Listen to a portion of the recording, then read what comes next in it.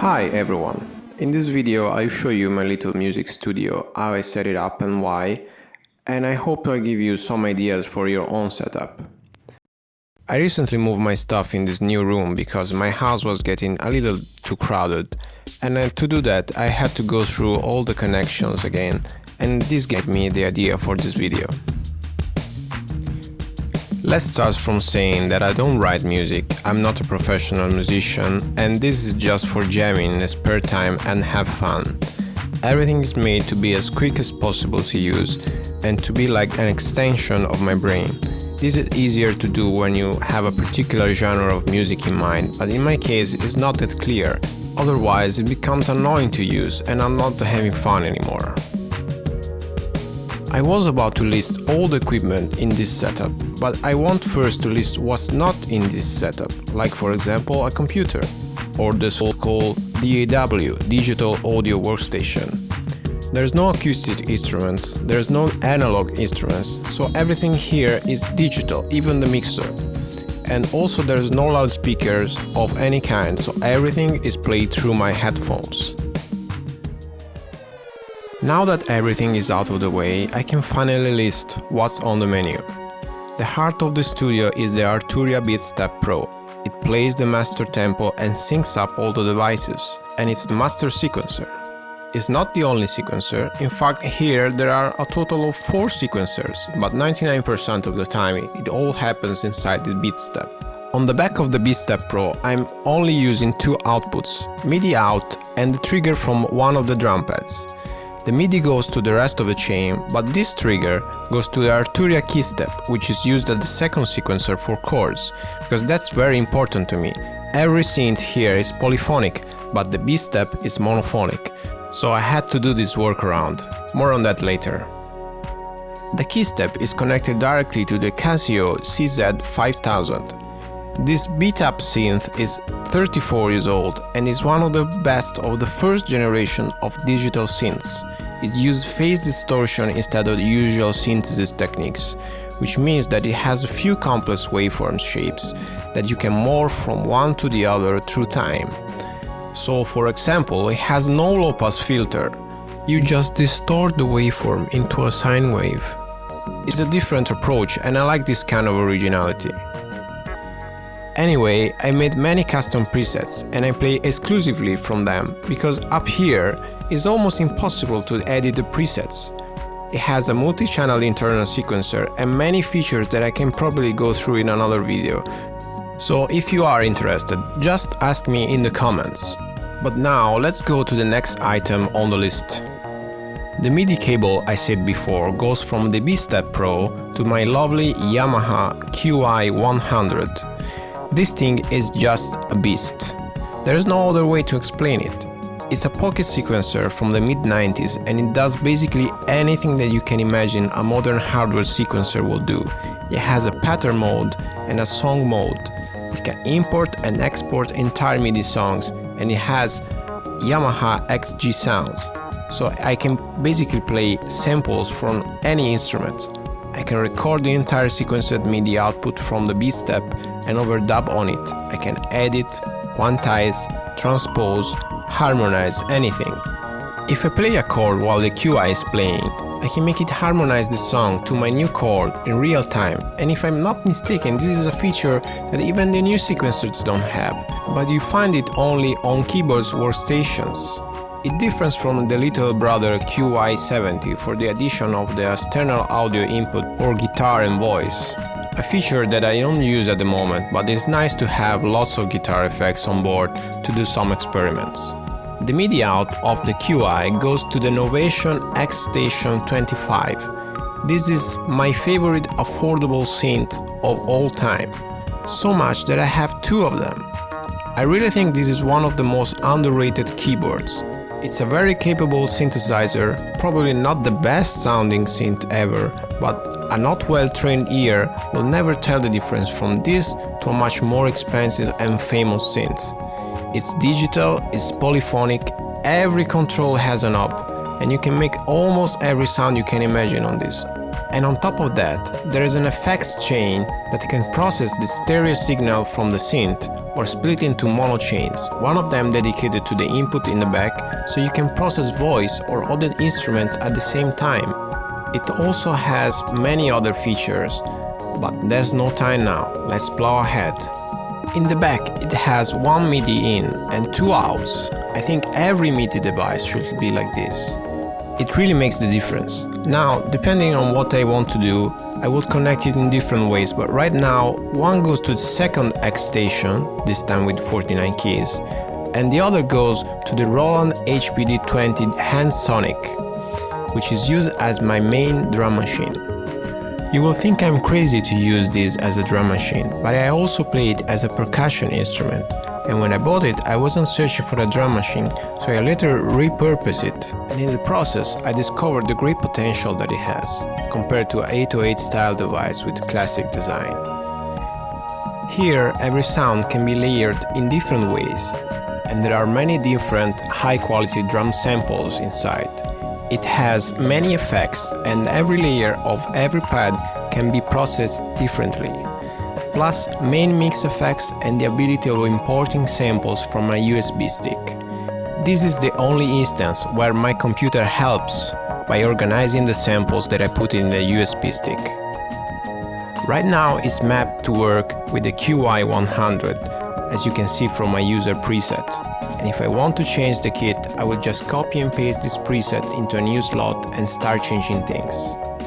It's made to work with kick and hi-hat pedals. And even if I don't have them, I map their MIDI inputs to play loops and free up the physical drum pads to do other things.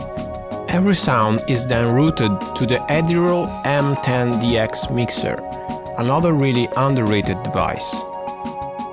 It's a digital mixer, and I initially bought it because in my old DAW setup I wanted a digital signal all the way through from the source to the amplifier, so it would not have to convert it many times over. Now it's used as a normal mixer with analog inputs and outputs. But I like two things about it. It's very compact for having 10 channels, so it fits right here in the middle. And it has great effects both on the inputs and on the mix output. It can do a little mastering on the output, some EQ, compression, and overall this mixer has only one flow. The controls have input lag. And that can be really frustrating if I want to punch in a track in the mix, so if I have to do that, I have to use the volume knob on the source instead. But not everything goes directly into the mixer. As you can see, I also have this Behringer Composer-Pro compressor, just for the sidechaining of the X-Station 49 with the drums. Unfortunately, the Roland Handsonic has only a stereo mix output, so I use the headphones output with the mono cable, putting it through a low-pass filter as the sidechain input in the compressor. So this keyboard that usually plays pads can duck the volume down with the kicks and get through the mix. One instrument that is not usually connected through MIDI is my Suzuki Omnichord OM-300. This thing is one of the strangest and most original synthesizer ever made. It's basically a mix between a harp and a hurdy-gurdy. And this particular model is very rare because it has a multi-channel MIDI output. The only way I could connect it right now will be as an input to one of the Arturia sequencers, but there's no point to it really, so I just use the sound out of it. It works best as a solo instrument anyway, and for sure you'll see more about this in the future, like a full review or some performances. So, how I record the music without a computer? I just use my trusty Zoom H1 microphone as a recording device. I can feed in the stereo mix and then monitor it from the headphones, which are a pair of Audio-Technica M50X. I use them every day listening to music at work, and I trust their sound. Sometimes I can also connect a portable speaker just to rest my ears, or just for technical reason as for syncing audio with video. The last piece here is not really an instrument, it's more like an ornament, a visual aid. I like oscilloscopes in general, and I have several of them for different purposes. but the modern ones are not suitable for this kind of application, which is just to visualize the low frequency waveforms in real time on the screen. I don't need to measure the voltage or do any kind of measurements. I just need to recognize shapes and provide some kind of visual entertainment for myself while I'm jamming. Sometimes I just put it in XY mode just to make some oscilloscope art. Of course, if you ask me, I can further explain how I use it and make some tutorials in the future.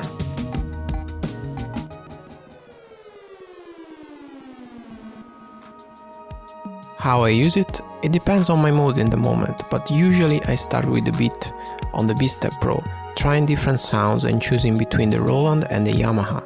Then I program the bassline still on the Beatstep and playing it through the X-Station 25.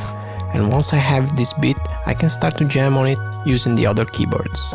Usually the X-Station 49 plays the lead or some monophonic sequenced pads, while the Casio is used for chords sequenced directly by the Keystep. Basically, the 8th pad on this outputs the trigger for this to play the next step, so that on one I decide the chords and on the other I decide the rhythm of the chord changes. When I like what I hear, I can for example record it on the QI as MIDI and start to build a song on it. One of the main issues with this sequencer is the interface. Everything is very 90s and very complicated, so I like that I can record a MIDI signal already quantized here and I don't have to deal with clunky menus here. Of course, only what comes off from this is recorded, so anything I play on the Casio is completely disconnected from this and only tied to this trigger. Probably for some of you this is not intuitive, but it works for me. Since the Beatstep is monophonic, if I want to record any polyphony, I have to do old school overdubbing on the QI, but this can actually help the creative process sometimes. I like sound design probably even too much, because often I catch myself lose an entire evening just tweaking a sound instead of actually playing music. And as any sound designer, I like to mix many different sources to get the final sound. So usually I will have every instrument doubled inside the QI to have a different version of the drum or the bass to mix with the original one, and depending on the mood or the style, I will choose one over the other. This whole setup is made to compensate my overall laziness, so it has to be quick as possible from the moment I said in my head, I want to play some music, to the moment I will actually hear the sound of it. So I connected everything to a power outlet which has a big button on the floor. I come here, I push the button and it's on. The headphones also are there not to have excuses like it's too late, I will disturb the neighbors or things like that. I want to make more videos about this whole thing because I see that it pushes me to be creative and I like this kind of feeling. As the name of my YouTube channel implies, I do many things, and these kind of videos are becoming the motor that drives my creativity. I also want to point out that most of the instruments that you've seen in my video, I bought them used and over the course of many years, but it's still a lot of stuff and I can understand that this is not for everyone. I hope you liked the video, and if you did, I encourage you to hit the like button so I will know if I need to continue on this subject or move on some other stuff. I'm not a performer, so forgive me if the results will not be on par or what to expect from this kind of equipment, but I'll try my best. Okay, see you next time. Bye!